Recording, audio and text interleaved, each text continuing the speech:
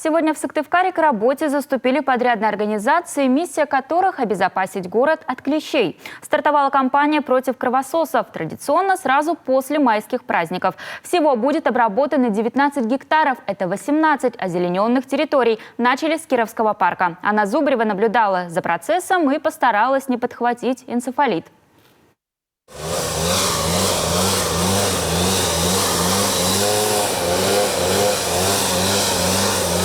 Вот так обрабатывают все зеленые городские территории, где часто можно встретить большое количество людей. Парки и скверы. Прохожие понимают, эти люди в белых костюмах делают работу особой важности. Кусали. И мою маму кусали. У мамы был энцефалит. Меня вроде как пока не кусают. Было, да. У меня в детском саду девочку укусил клещ, сестру мою кусал, племянницу. Так что это все серьезно. Всего в этом году по всему городу будет обработано 18 территорий, общая площадь которых больше 19 гектаров. Пусть вас не пугает серьезное обмундирование рабочих. Это не значит, что клещей настолько много, что нужно укрываться от макушки до пят. Дело совсем в другом. Ну, это то, чтобы защита не попадала.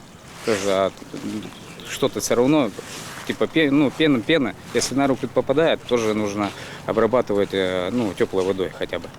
Мыло не обязательно, потому что ничего не имеет значения.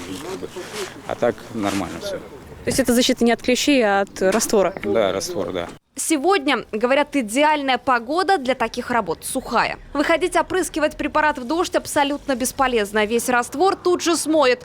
А вот лучшее время для начала – утром, когда на улице меньше людей. Обрабатываем, потом через 20 дней мы проверяем, на данной территории есть или нет данные, получается, клещи.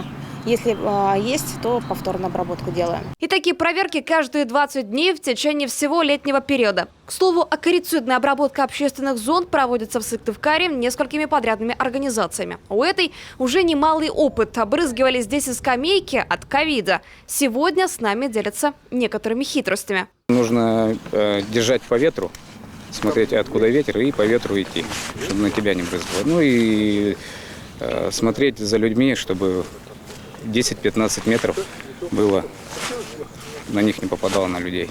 При этом нас заверили, применяемый пестицид разрешен на федеральном уровне. Безопасен как для людей, так и для животных.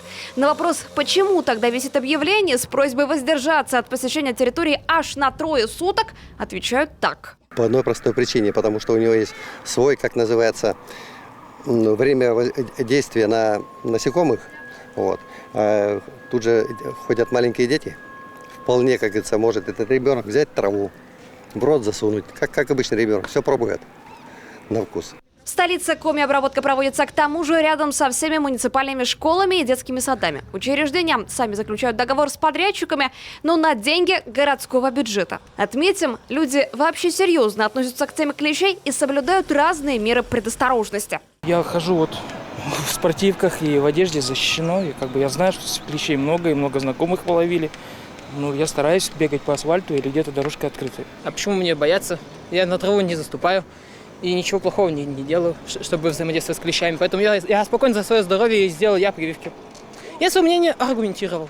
В прошлом году список территорий для обработки был расширен. В него сейчас включены помимо парков, скверов и зеленых массивов объект Сундук-Суханова, Покровский бульвар, Центральное кладбище. Работы также идут в Максаковке и Красном Затоне. И пока жалоб на администрацию, что мер принимается недостаточно, не поступало. Анна Зубрева, Олег Юшков, телеканал Юрган, Сыктывкар.